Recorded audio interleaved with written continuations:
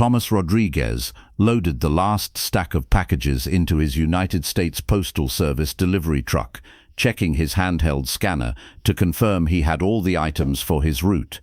It was 7:15 a.m. on a Wednesday morning in late September, and the Phoenix temperature was already climbing toward what would be another scorching day in the high 90s.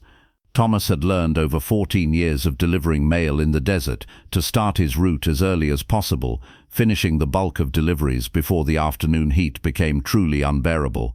At 41 years old, Thomas had been a mail carrier for the USPS since he was 27, taking the job after several years of bouncing between retail and warehouse positions that offered no benefits or stability. The Postal Service job paid reasonably well. Thomas made approximately $60,000 annually after years of regular raises and provided good health insurance, retirement benefits, paid time off, and the kind of job security that was increasingly rare in the American economy. The work was physically demanding, requiring Thomas to walk miles every day, carrying heavy loads of mail and packages, working in extreme heat during Phoenix summers, and still delivering in rain or unusual cold snaps during winter. But Thomas appreciated the routine, the independence of working mostly alone without constant supervision, and the connection to the community he served. Thomas had been delivering to the same route in a suburban neighborhood on the northwest side of Phoenix for 8 years. He knew the residents, their patterns, their preferences. He knew which houses had aggressive dogs and which ones had friendly pets who greeted him eagerly. He knew which elderly residents needed extra time to get to the door for package deliveries requiring signatures. He knew which houses were vacation rentals with constantly changing occupants versus permanent residents. He knew who was expecting important deliveries, who ordered frequently from online retailers, who got regular prescription medications by mail, who received a lot of catalogs and junk mail. The route covered approximately 650 residential addresses in a middle-class neighborhood of single-family homes built mostly in the 1980s and 1990s. Most of the residents were working families, retirees, or young professionals. It was a quiet, safe neighborhood where people knew their neighbors and took pride in their properties.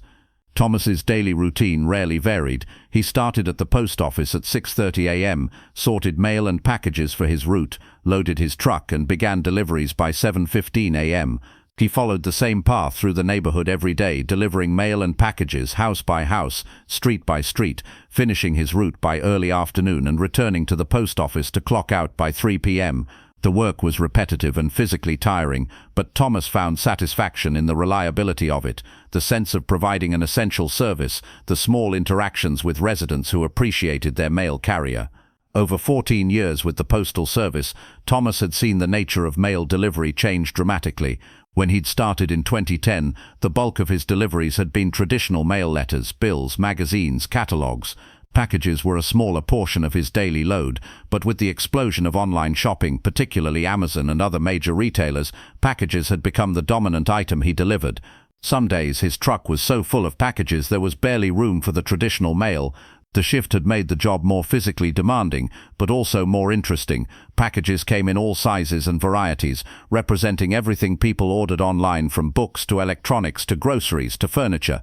As Thomas drove through the neighborhood on this late September morning, his truck loaded with the usual assortment of mail and packages, he had no idea that he was about to stumble onto something that would expose a major criminal operation, result in multiple arrests, and change how he thought about the seemingly mundane patterns he observed every day. His route took him through several streets in a logical geographic progression, designed to minimize backtracking and maximize efficiency. Around 9:30 a.m., Thomas turned onto Saguaro Street, a quiet residential street with about 30 houses on each side. He'd been delivering to Saguaro Street for 8 years and knew every house, every resident, every quirk of the address.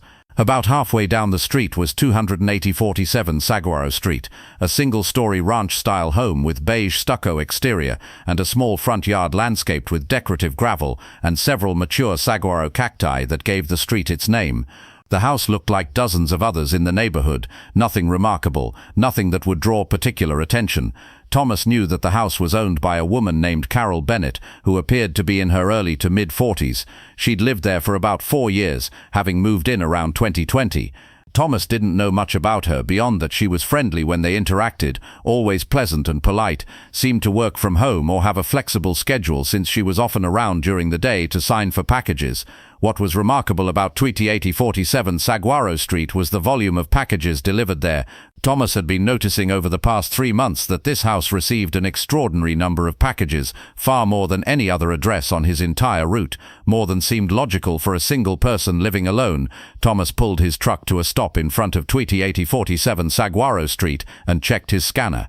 Today there were 7 packages for this address. 7 packages in a single day for one house wasn't unusual during the holiday season when people did heavy online shopping for gifts. But this was late September, nowhere near the holidays, and Thomas had been delivering similar volumes to this house 3 or 4 times every week for 3 months. Thomas loaded the 7 packages into his arms, various sizes from different retailers including Amazon, Target, Walmart and Wayfair, and walked up the driveway to the front door. As he approached, he glanced at the shipping labels as he always did to confirm the delivery address. What caught his attention was something he'd been noticing with increasing frequency over the past months. The packages were all addressed to different names.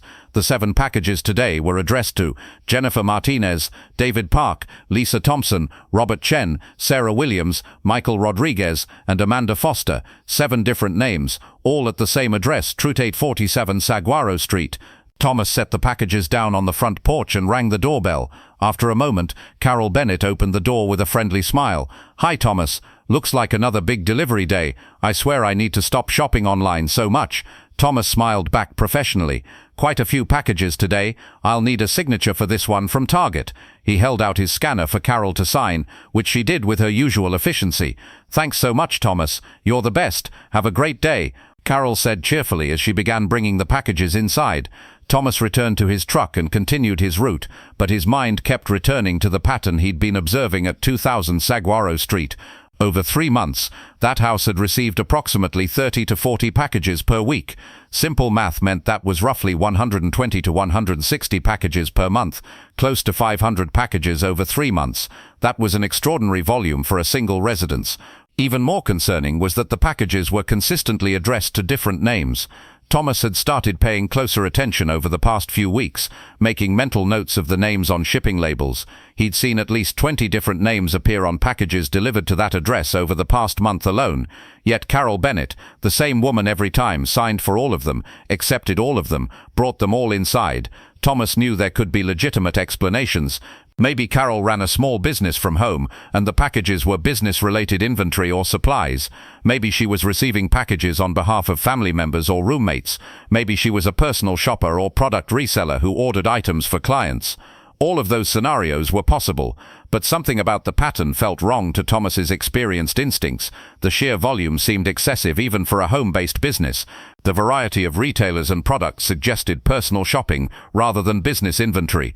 The fact that Carol always claimed the packages were hers, "I need to stop shopping online so much," rather than explaining they were for a business or for other people, seemed evasive. And the different names on the packages, combined with Carol being the only person Thomas ever saw at the house, raised questions about whose accounts were being used to order all these items. Thomas had worked for the Postal Service long enough to receive training about mail fraud, package theft, and various scams that utilized the mail system. He knew that criminals sometimes used stolen credit card information to purchase goods online and have them shipped to addresses they controlled. He knew about drop houses where stolen merchandise was delivered and then resold. He knew about organized retail fraud rings that stole customer information and used it to make fraudulent purchases. The pattern at 2047 Saguaro Street was starting to look suspiciously like it might be connected to some kind of fraud operation. But Thomas also knew he couldn't jump to conclusions based on suspicions. He needed to document what he was observing and report it through proper channels, letting investigators determine whether something criminal was actually happening. That evening, after finishing his route, Thomas spoke with his supervisor at the post office, a man named Robert Martinez, who'd been with USPS for 25 years and had seen just about everything. Thomas explained the situation at 2047 Saguaro Street. The extraordinary volume of packages over 3 months, the constantly different names on shipping labels, the single resident who signed for everything. Robert listened carefully, then pulled up delivery records for the address on the Postal Service's tracking system. "Let me see what the actual numbers are," he said, typing in the address. After a few minutes of reviewing data, Robert's eyebrows rose. "You're right to be concerned. This address has received 487 packages in the past 90 days. That's averaging over 5 packages per day, every single day for 3 months straight. That's extremely unusual for a residential address. And all those packages are addressed to different names? Thomas asked. Robert clicked through more screens. I can see that yes, there are dozens of different recipient names associated with this address over that time period. That's definitely a red flag for potential fraud. Robert explained that USPS had protocols for reporting suspicious patterns that might indicate mail fraud or other criminal activity.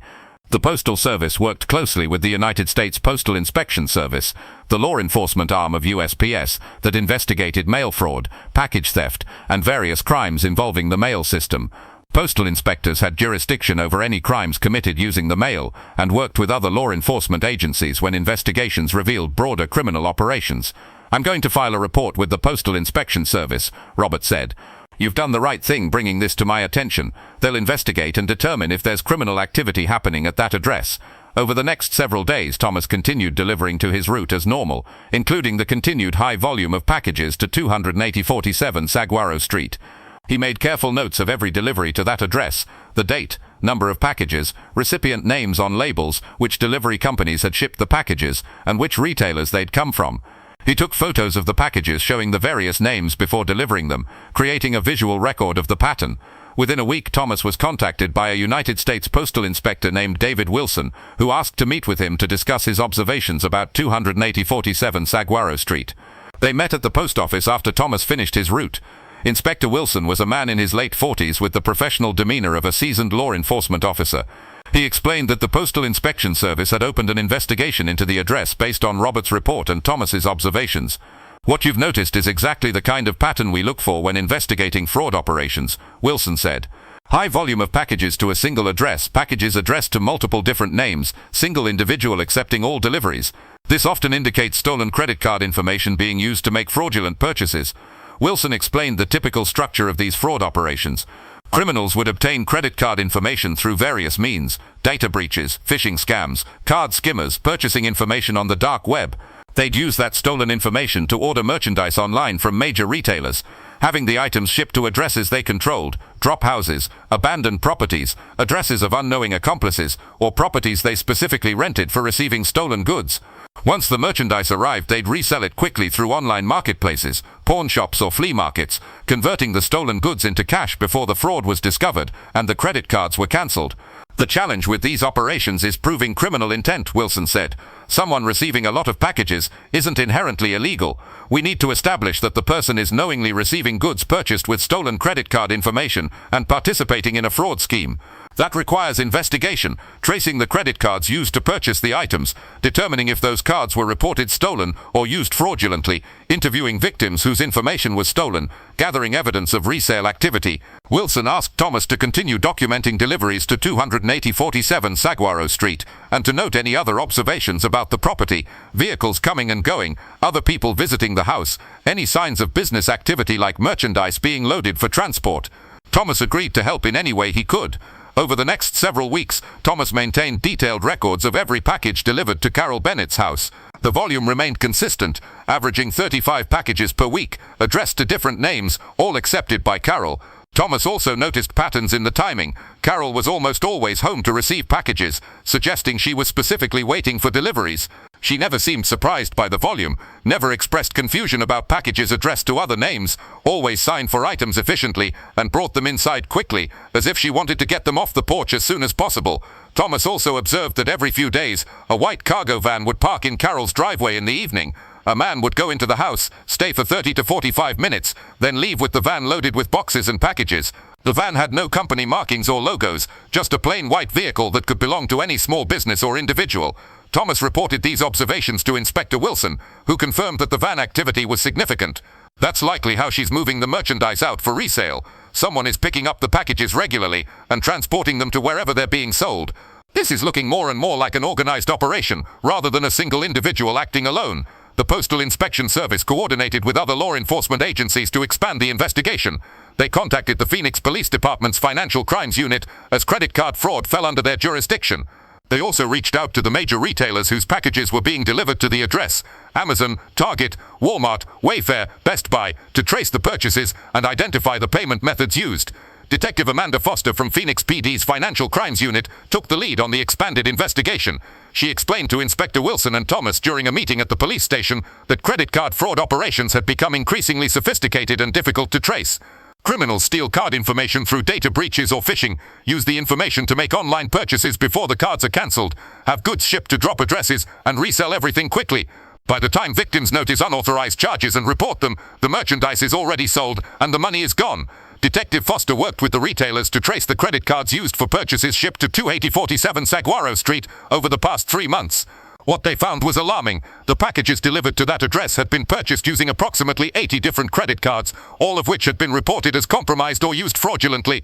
The total value of merchandise shipped to that single address over 3 months was approximately $5,000.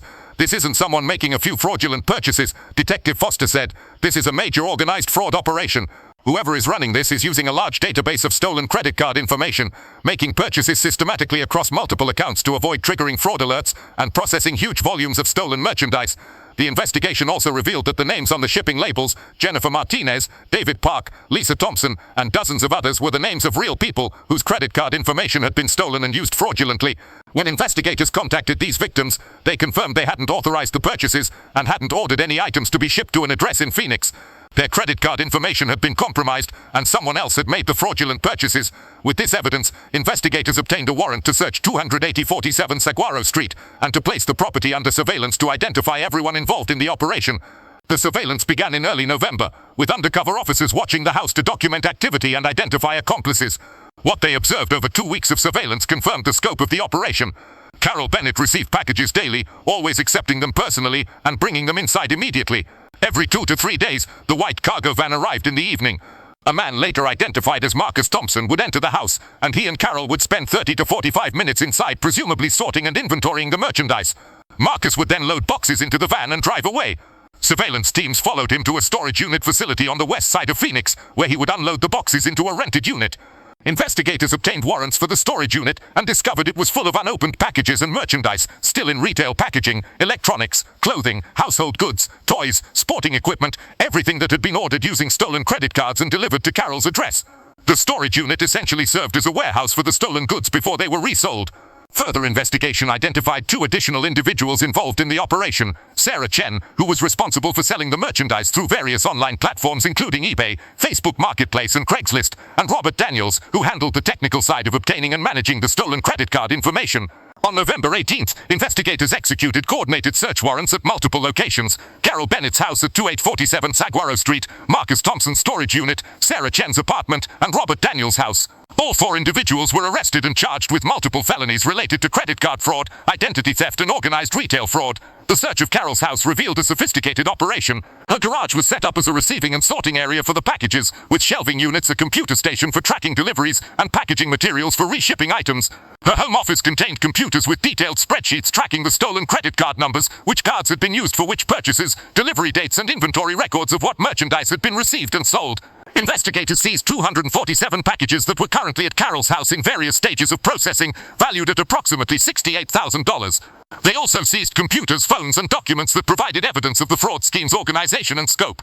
The investigation revealed that the fraud ring had been operating for approximately 18 months, not just 3 months as Thomas had been observing. They'd used Carol's house as a primary delivery location for about a year, and before that had used 2 other addresses that had eventually been abandoned when those locations drew too much attention. Over 18 months, investigators estimated the group had fraudulently purchased and resold merchandise valued at over $1.2 million. The scheme worked through careful organization. Robert Daniels obtained stolen credit card information through various sources, purchasing databases from dark web marketplaces, conducting phishing schemes to steal information directly, and using card skimmers at gas stations and ATMs. He maintained a database of hundreds of stolen card numbers and monitored them to identify which ones were still active. Carol Bennett was responsible for using the stolen card information to make online purchases from major retailers. She would spread purchases across many different cards to avoid triggering fraud alerts that might occur if a single card was used for too many transactions. She'd have the merchandise shipped to her address under the names of the actual cardholders, the victims whose information had been stolen. This made the purchases appear more legitimate to retailers' fraud detection systems, as the name and billing address matched the cardholder's information even though the shipping address was different. Marcus Thompson handled logistics, picking up the received merchandise from Carol's house, storing it in the storage unit, and transporting it to Sarah Chen for resale. Sarah Chen was responsible for reselling the merchandise through online platforms, typically pricing items at 40 to 60% of retail value to move them quickly. She'd meet buyers in public places to hand off the merchandise, accepting cash payments that were difficult to trace. The 4 members of the fraud ring split the profits, each making approximately $50,000, $70,000 annually from the scheme on top of any legitimate income they had from other sources. For Carol, who appeared to work from home and had few other sources of income, the fraud operation was essentially her full-time job. Thomas Rodriguez was asked to testify during the trial about his observations as the mail carrier for the route. He explained how he'd noticed the unusual pattern of package deliveries at 2847 Saguaro Street, documented the volume and the different names on packages, reported his concerns to his supervisor, and cooperated with the investigation. As a mail carrier, I deliver to the same addresses every day for years. Thomas testified, I get to know the normal patterns for each house, who gets a lot of mail, who receives packages regularly, what seems typical for each resident. When I started seeing 30 to 40 packages per week going to a single house, all addressed to different names, that was so far outside the normal pattern that I knew something was probably wrong. I documented what I was observing and reported it to my supervisor, who contacted the Postal Inspection Service. The prosecutor asked Thomas to explain why he'd been suspicious rather than just assuming Carol was an avid online shopper. The volume was one factor. 30 packages per week is far more than even the heaviest online shoppers typically receive, Thomas explained. But what really concerned me was that the packages were all addressed to different names. If someone is shopping online for themselves, the packages come with their name on them. If someone is ordering for family members, you might see 2 or 3 different names regularly, but seeing 20 different names over the course of a month, with the same person accepting all the packages, that suggested the accounts being used to make the purchases belong to different people who probably didn't know their information was being used. Thomas's testimony established the timeline and pattern of deliveries that corroborated the documentary evidence seized during the investigation, the spreadsheets tracking stolen credit cards and purchases, the shipping confirmations, the inventory records. The victims of the credit card fraud also testified, describing how they'd discovered unauthorized charges on their accounts, reported the fraud to their banks, and had to go through the process of canceling cards and disputing charges. While most victims were eventually reimbursed by their credit card companies or banks, they'd experienced significant stress, time loss and inconvenience, dealing with the aftermath of having their financial information stolen. I first noticed the fraud when I checked my credit card statement and saw charges from Amazon, Target and Best Buy that I hadn't made, testified Jennifer Martinez, one of the victims whose name Thomas had seen on packages. Over $3,000 in unauthorized purchases, all shipped to an address in Phoenix that I'd never heard of. It took weeks to straighten everything out with my bank, and during that time I couldn't use my primary credit card. I had to cancel it and wait for a new one, update all my automatic payments, and constantly monitor my other accounts to make sure the thief hadn't gotten any other information. It was incredibly stressful and frustrating. The trial lasted 3 weeks. The evidence was overwhelming. Testimony from Thomas and other witnesses establishing the pattern of deliveries, testimony from victims whose credit card information had been stolen, financial records tracing the fraudulent purchases, physical evidence seized from the searches, including unopened packages, and detailed records of the fraud operation, and phone and email records showing coordination between the 4 defendants. The defense attorneys attempted various strategies. Carol's attorney argued she hadn't known the credit card information was stolen and thought she was simply purchasing items for resale as a legitimate business, but prosecutors countered with the evidence from her computers, showing spreadsheets explicitly tracking stolen card numbers and noting which cards had been burned, cancelled by banks after fraud was detected. Marcus's attorney tried to argue he was just providing delivery services and hadn't known the merchandise was fraudulently obtained, but his role in the storage and distribution system made that defense implausible. The jury deliberated for 2 days before returning guilty verdicts on all counts for all 4 defendants. Carol Bennett was convicted of credit card fraud, identity theft, organized retail fraud, and conspiracy. She was sentenced to 12 years in federal prison. Marcus Thompson received 10 years. Sarah Chen received 8 years. Robert Daniels, whose role in obtaining the stolen credit card information made him central to the operation, received 15 years. All 4 defendants were also ordered to pay restitution to the victims and the retailers who'd lost merchandise, though the likelihood of collecting significant amounts from imprisoned defendants was minimal. They were permanently banned from using credit cards or opening bank accounts in their own names after release from prison, required to undergo financial counseling, and placed on probation for 5 years after completing their sentences. The case generated significant media coverage in Phoenix, with local news stations running stories about the fraud ring and highlighting the role of the observant mail carrier who'd noticed the suspicious pattern and reported it. Thomas was interviewed by several news outlets and reluctantly accepted the description as a hero, though he insisted he'd simply done what anyone in his position should do: pay attention to patterns and report concerns. "I'm not a detective or a law enforcement officer," Thomas told reporters. "I'm a mail carrier, but I've been delivering to the same route for 8 years, and I know what's normal and what isn't. When I see something that's far outside normal patterns, like a single house receiving 30 packages a week, addressed to 20 different names, that's a signal that something might be wrong. I documented what I observed and reported it through the proper channels. The investigators did the real work of building the case." The case also prompted discussions about how mail carriers and delivery drivers were uniquely positioned to notice certain types of criminal activity. The volume of packages being delivered to the average household had exploded with the growth of online shopping, making it more difficult to distinguish between legitimate heavy online shopping and suspicious patterns. But mail carriers who delivered to the same addresses regularly could still notice patterns that fell outside normal parameters. The United States Postal Service used Thomas's case as a training example for mail carriers across the country, emphasizing the importance of being observant and reporting suspicious patterns. The training highlighted specific red flags that might indicate fraud or criminal activity: residential addresses receiving business-level volumes of packages, packages addressed to multiple different names at a single address, recipients who seemed overly eager to get packages inside quickly, properties that showed signs of merchandise storage or distribution, addresses that received packages but showed no signs of actual residency. Mail carriers are the eyes and ears of the neighborhoods they serve, explained a USPS training video featuring Thomas's story. You see the same addresses every day. You notice what's normal for each home. When something falls far outside that normal pattern, it's worth paying attention and potentially reporting. You're not expected to investigate or confront anyone. Simply document what you're observing and report it to your supervisor, who can escalate to the Postal Inspection Service if warranted. The training emphasized that mail carriers should not profile residents or make assumptions based on appearance, but should focus on objective patterns, volumes of packages, varieties of names, suspicious timing of deliveries and pickups, other observable behaviors that might indicate criminal activity. The case also led to increased coordination between the Postal Inspection Service and major retailers' fraud prevention departments. The retailers agreed to flag accounts that showed patterns consistent with credit card fraud, multiple purchases shipped to the same address under different names, purchases made with cards registered to addresses far from the shipping address, purchase patterns that didn't match typical consumer behavior.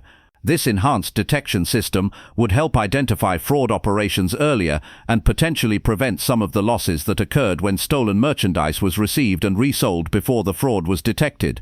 Thomas continued working his mail route, delivering to the same neighborhood including Saguaro Street, though 28047 Saguaro Street now stood empty after Carol Bennett's arrest and conviction. The house had been foreclosed on and was listed for sale, a tangible reminder of how the fraud operation had ultimately collapsed because a mail carrier had noticed a pattern and acted on his observations. Thomas found that his experience with the fraud case had changed how he approached his work. He'd always been a conscientious mail carrier, but now he paid even closer attention to patterns and anomalies on his route. He watched for addresses that suddenly started receiving unusual volumes of packages, packages addressed to names that didn't match the known residents, delivery patterns that seemed inconsistent with normal consumer behavior. He also found himself serving as an informal advisor to other mail carriers at his post office, sharing what he'd learned about recognizing potential fraud patterns and encouraging his colleagues to trust their instincts when something seemed off. If you've been delivering to an address for months or years and suddenly the pattern changes dramatically, that's worth noticing, Thomas would tell newer carriers. A household that usually gets 2 or 3 packages a week suddenly getting 10 packages a day, that's unusual. Packages addressed to names you've never seen before, that's worth noting. You don't have to investigate or prove anything is wrong, just document what you're seeing and mention it to a supervisor. Let the experts figure out if it's legitimate or criminal. Over the following years, Thomas's advice and the broader training about recognizing fraud patterns led to several additional fraud operations being identified and investigated. A mail carrier in Tucson noticed a similar pattern at a residential address and reported it, leading to the discovery of another credit card fraud ring. A carrier in Scottsdale noticed a house receiving large volumes of packages from pharmaceutical suppliers addressed to different names and reported it, leading to investigation of an illegal online pharmacy operation. A carrier in Mesa noticed packages being delivered to an empty foreclosed home and reported it, leading to discovery of a package theft operation. Each of these interventions traced back to the awareness and training that Thomas's case had generated. Mail carriers, understanding that their routine observations could reveal criminal activity, knowing how to document and report concerns appropriately, and being willing to act on their professional instincts that something might be wrong. 5 years after Thomas first noticed the suspicious pattern at 2000 Saguaro Street, he reflected on how one observation had expanded into a career-defining experience and a case that had broader impacts on postal service training and fraud prevention. When I first started noticing all those packages going to Carol Bennett's house, I wasn't sure if I should say anything, Thomas admitted during a presentation at a postal workers conference. I thought maybe I was being paranoid, maybe there was some legitimate explanation I wasn't seeing, but the pattern was so far outside what I'd observed at any other house in 8 years of delivering to the same route that I couldn't just ignore it. I documented what I was seeing and reported it to my supervisor. That decision led to uncovering a fraud ring that had stolen over $1 million from victims, led to 4 criminals being imprisoned, and led to changes in how mail carriers are trained to recognize fraud patterns. Thomas emphasized to the audience of postal workers that they shouldn't underestimate the value of their observations. You might think you're just a mail carrier, just someone who delivers mail and packages, but you're also someone who sees patterns that others don't see. You're in neighborhoods every day, observing what happens at hundreds of addresses. You notice what's normal and what isn't. That knowledge is valuable for identifying problems, not just fraud, but elder abuse, child neglect, mail theft, identity theft, all sorts of issues that manifest in observable patterns. You're not detectives, but you are observers, and sometimes observation is exactly what's needed to expose something wrong. The presentation was well received, with many postal workers approaching Thomas afterward to thank him for highlighting the importance of their work and to share their own stories of noticing suspicious patterns on their routes. Several mentioned that they'd started paying closer attention to unusual delivery patterns after hearing about Thomas's case and had reported concerns that led to investigations. Thomas also maintained contact with Inspector David Wilson from the Postal Inspection Service, who'd investigated the fraud ring. Wilson mentioned that the case had become a textbook example used in training postal inspectors about how mail carriers' observations could provide the initial leads that opened significant investigations. Your documentation of the pattern at that address gave us the foundation for everything that followed, Wilson told Thomas. The detailed records you kept showing the volume of packages, the different names, the timing, that established probable cause for the investigation. Without that initial observation and documentation, we never would have known the fraud operation existed. The perpetrators would have continued stealing and would eventually have moved to a different address before being caught. Your attention to patterns and willingness to report what you observed directly led to stopping a major fraud operation. Thomas appreciated the recognition, but remained characteristically modest about his role. He saw himself as having simply done what the job required, paying attention, documenting observations, reporting through proper channels. He hadn't conducted an investigation or built the prosecution case. He just noticed a pattern that didn't make sense and made sure the right people knew about it. But that simple act of noticing and reporting had protected countless potential future victims, recovered hundreds of thousands of dollars in stolen merchandise, led to criminal prosecutions that put fraudsters in prison, and generated training and awareness that would help prevent similar schemes in the future. 10 years after Thomas first noticed the unusual pattern at 2000 Saguaro Street, the impact of his observation continued to ripple outward. The training program developed from his case had been implemented across all 50 states, reaching more than 200,000 postal workers. That training had led to the identification of over 150 documented fraud operations similar to the one Carol Bennett had been running. Fraud rings using stolen credit cards to purchase merchandise delivered to drop houses, then reselling the goods for profit. Each of these 150-plus fraud operations represented dozens or hundreds of victims whose credit card information had been stolen and used fraudulently. By identifying and stopping these operations earlier than they might otherwise have been discovered, investigators estimated that the training program had prevented approximately $85 million in fraud losses over 10 years. That was $85 million that remained in the accounts of credit card holders rather than being stolen, $85 million in merchandise that remained with legitimate retailers rather than being fraudulently purchased and resold. The training had also led to identification of other types of criminal activity beyond credit card fraud. Mail carriers trained to notice unusual patterns reported addresses that turned out to be operating illegal drug distribution networks, houses being used for human trafficking, properties where stolen mail was being collected and processed, addresses receiving shipments of counterfeit goods, and homes where elderly residents were being financially exploited by caregivers or family members ordering items using the elderly person's accounts without permission. In one particularly significant case, a mail carrier in Florida noticed an elderly woman's house receiving an unusual volume of packages from home shopping networks and luxury retailers, all addressed to the woman but being accepted by a middle-aged man who claimed to be her caretaker. The mail carrier reported the pattern to her supervisor, who contacted Adult Protective Services. Investigation revealed that the caretaker was the woman's nephew who had obtained power of attorney and was using her credit cards to make tens of thousands of dollars in purchases for himself while providing minimal care for his aunt. The nephew was arrested for elder financial abuse, and the woman was moved to a proper care facility. Thomas heard about cases like this regularly. Mail carriers across the country who'd attended the training based on his experience recognized suspicious patterns on their routes, reported their observations, and helped expose criminal activity or protect vulnerable people. Each story reinforced Thomas's belief that seemingly mundane work like delivering mail could have profound importance when workers remained observant and willing to act on concerns. The case had also influenced practices at major retailers.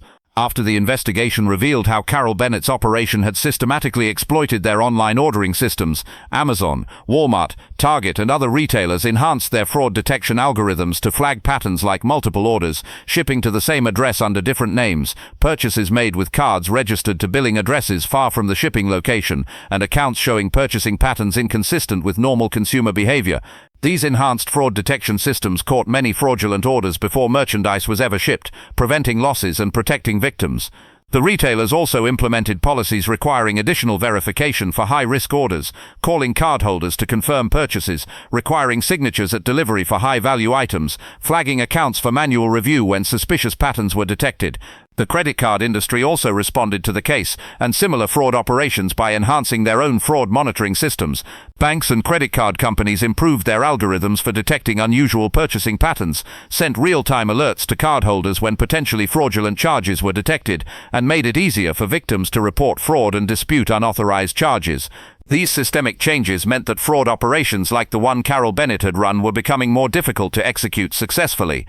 The window between when stolen card information could be used and when fraud detection systems flagged the activity and cancelled cards was shrinking, making it harder for criminals to process large volumes of fraudulent purchases before being caught. Thomas felt proud knowing that his observation of a suspicious pattern at one house on his mail route had contributed to these broader changes in fraud prevention and detection. But he also remained grounded in the reality that fraud would continue to evolve, criminals would find new methods, and vigilance would always be necessary. Criminals adapt, Thomas explained during interviews about the case. When one method becomes too risky or difficult, they find another approach. The fraud operation I helped expose was successful for 18 months because it exploited vulnerabilities in the system. The delay between when stolen card information was used and when fraud was detected, the difficulty of connecting multiple fraudulent purchases to a single location, the challenge of proving criminal intent. But once those vulnerabilities were exposed and addressed, criminals moved on to other methods. Vigilance can't be a one-time effort, it has to be ongoing. Thomas also acknowledged the limitations of his role and the realities of what observation could and couldn't prevent. I noticed a pattern and reported it, which helped stop one fraud operation, but I didn't prevent Carol Bennett and her associates from stealing more than $1 million over 18 months before I noticed the pattern. I didn't prevent the 80 victims whose credit card information was stolen from experiencing the stress and inconvenience of dealing with fraud. I didn't prevent the retailers from losing merchandise. What I did was help stop it from continuing and getting worse. That's valuable, but it's not the same as prevention. This realistic assessment reflected Thomas's understanding that identifying criminal activity after it had already occurred was important but limited. True prevention required addressing the root causes, better security systems to protect credit card information from being stolen in the first place, better consumer education about protecting financial information, better fraud detection systems that caught suspicious activity before significant losses occurred. Thomas became involved in some of these prevention efforts, speaking at community events about how consumers could protect their financial information from theft. He explained common methods criminals used to steal credit card data, phishing emails that tricked people into providing account information, card skimmers installed at gas stations and ATMs, data breaches at retailers that exposed customer information, malware on computers that captured keystrokes when people entered credit card numbers online. The best defense against credit card fraud is preventing your information from being stolen in the first place, Thomas told audiences. That means being cautious about where you use your card, checking for skimmers at gas pumps and ATMs before swiping, never responding to emails or calls asking for account information, using strong passwords and two-factor authentication for online accounts, monitoring your statements regularly for unauthorized charges, and reporting suspected fraud immediately. Thomas also emphasized that consumers who did become victims of credit card fraud shouldn't feel ashamed or blame themselves. Credit card theft is a crime, and the responsibility lies with the criminals who steal information and make fraudulent purchases, not with the victims. If your information is stolen despite your best precautions, that doesn't mean you did something wrong. It means criminals found a way to exploit a vulnerability.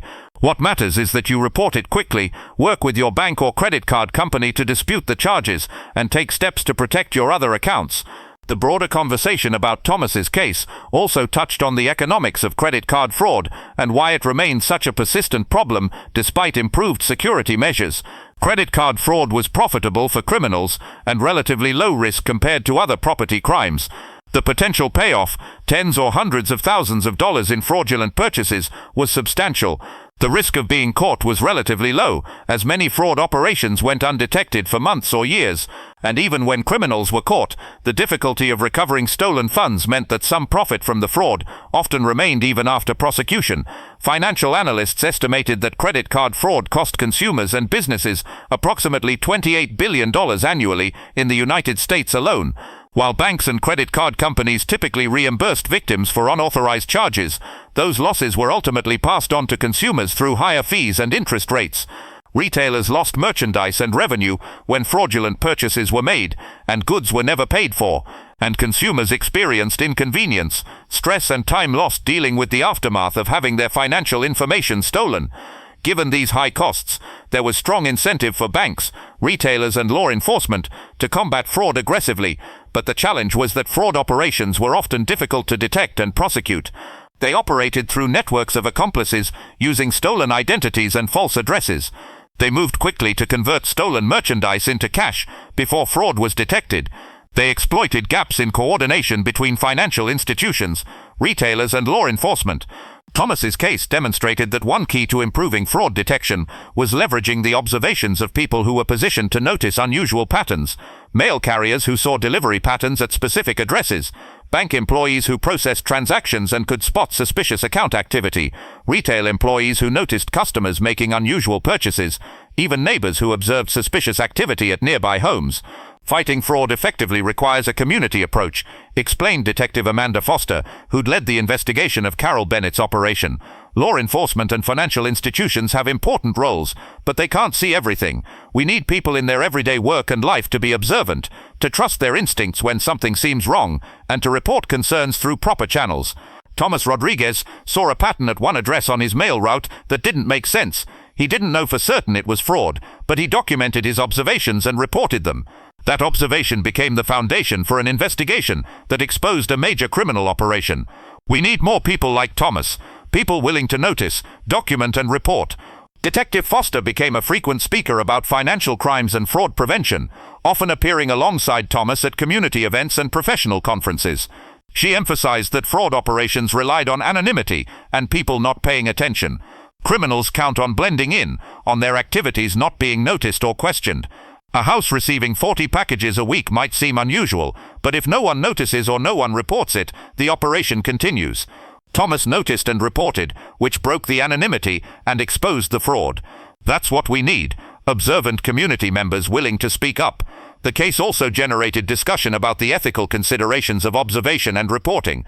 Some privacy advocates expressed concern that encouraging mail carriers and others to report unusual patterns could lead to excessive surveillance of residents, invasions of privacy, or profiling of people based on appearance or assumptions rather than objective evidence of wrongdoing. Thomas addressed these concerns thoughtfully in interviews. I understand the privacy concerns and I think they're valid. No one wants to live in a society where their mail carrier is constantly scrutinizing them or reporting them to authorities based on suspicions.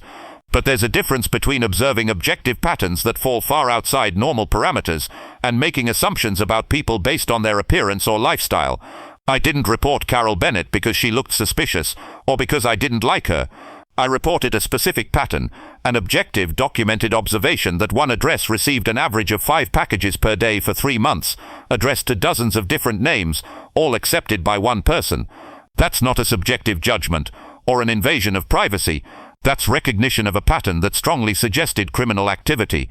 Thomas emphasized that he hadn't opened packages, hadn't invaded Carol's property, hadn't confronted or accused her.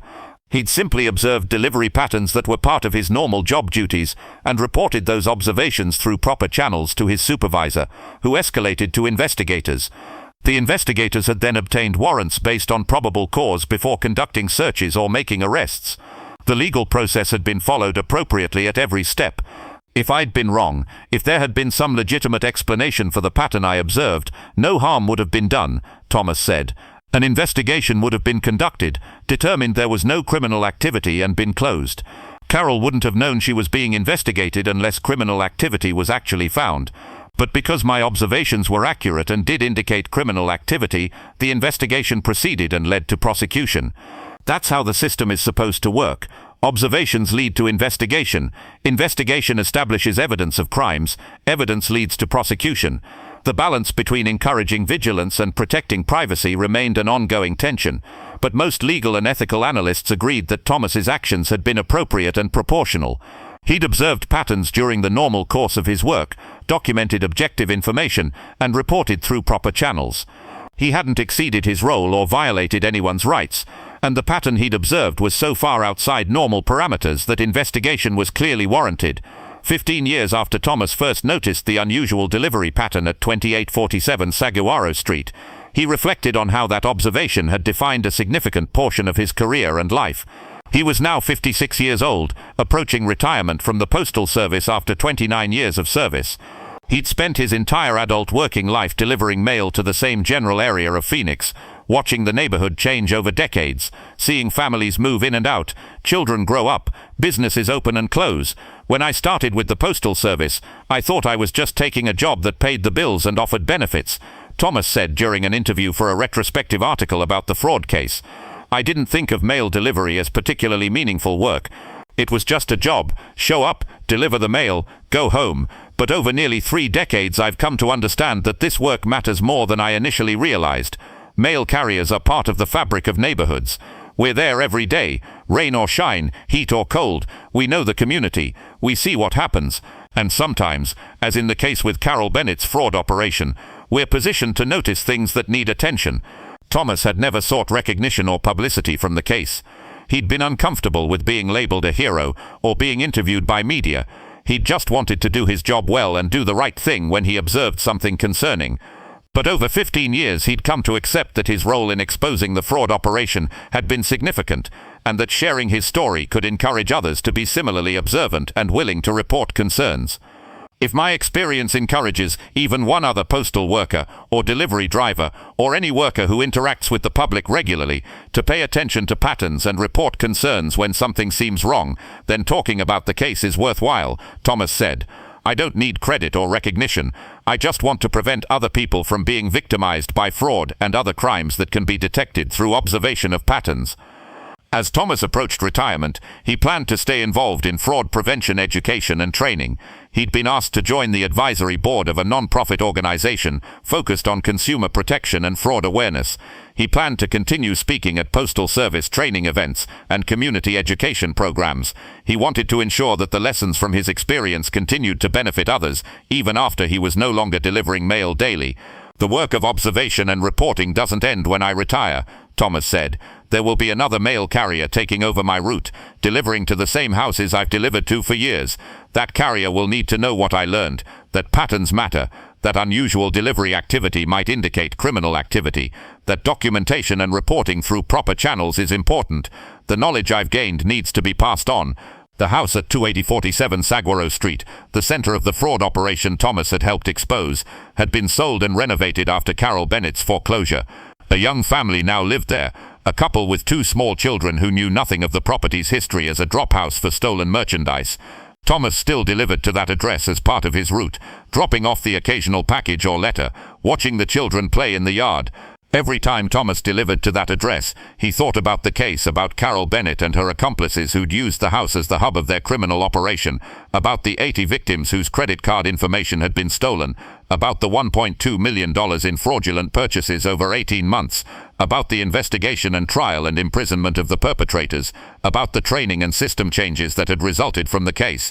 But mostly Thomas thought about the lesson he'd learned and tried to pass on to others, that ordinary people doing ordinary work could make extraordinary differences by paying attention, trusting their instincts, and being willing to act when something seemed wrong. One mail carrier noticing an unusual pattern, one report to a supervisor, one investigation that exposed a major criminal operation and generated changes that protected countless others. That was the power of vigilance. That was the importance of observation.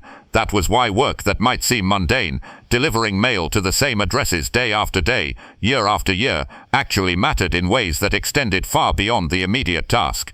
Thomas Rodriguez had delivered mail for nearly 3 decades. He'd carried millions of letters and packages to hundreds of thousands of addresses. He'd walked tens of thousands of miles through Phoenix neighborhoods in blazing heat and occasional rain.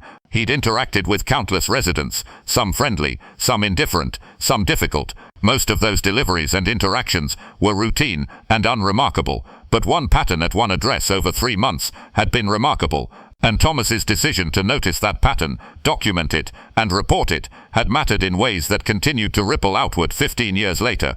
As Thomas made his final deliveries on his last day before retirement, he paused at 2000 Saguaro Street. The young family's children were playing in the yard, laughing and chasing each other.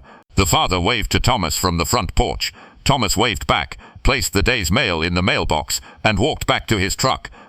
The house looked like every other house on the street now, just another suburban home with a family living their lives, unaware of the history hidden behind the freshly painted walls and renovated interior. But Thomas would always remember what that address had represented: a fraud operation stealing from victims, yes, but also an opportunity for an observant mail carrier to make a difference. Thomas drove his mail truck back to the post office for the final time, completing his last route after 29 years of service.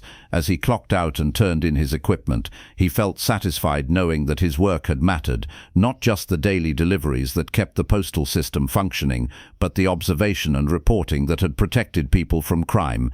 That evening, Thomas attended a retirement party organized by his colleagues at the post office. There were speeches and presentations, funny stories about memorable moments over nearly 3 decades, gifts and well-wishes for his retirement. But the moment that meant most to Thomas was when Inspector David Wilson, who'd investigated the fraud case 15 years earlier, presented him with a plaque from the United States Postal Inspection Service. The plaque read, "Presented to Thomas Rodriguez, in recognition of outstanding service to the United States Postal Service and exceptional vigilance in identifying and reporting criminal activity. Your observation and documentation of suspicious delivery patterns led to the successful investigation and prosecution of a major credit card fraud operation, protecting countless potential victims and setting a standard for professional observation and reporting that has benefited postal workers nationwide. With gratitude for your 29 years of dedicated service." Thomas accepted the plaque with characteristic modesty, thanking his colleagues and emphasizing that he'd simply done what any good postal worker should do: pay attention and report concerns.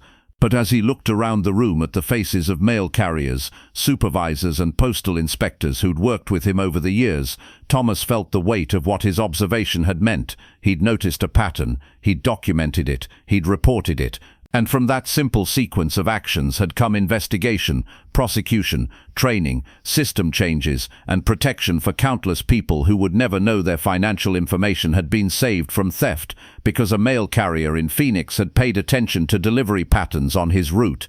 That was enough, more than enough. It was everything a career could be, not just years of showing up and doing the job, but moments of observation and action that created lasting impact. Thomas went home that night carrying the plaque, thinking about the journey from that first day 15 years ago when he'd noticed too many packages arriving at one address, to today, his final day delivering mail before retirement.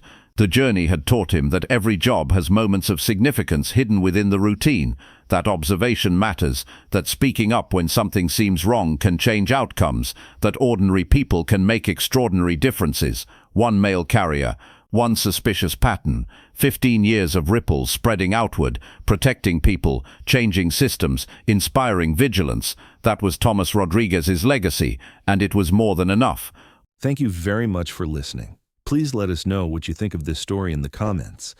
Don't forget to like the video and subscribe to the channel. Turn on notifications so you don't miss any other videos.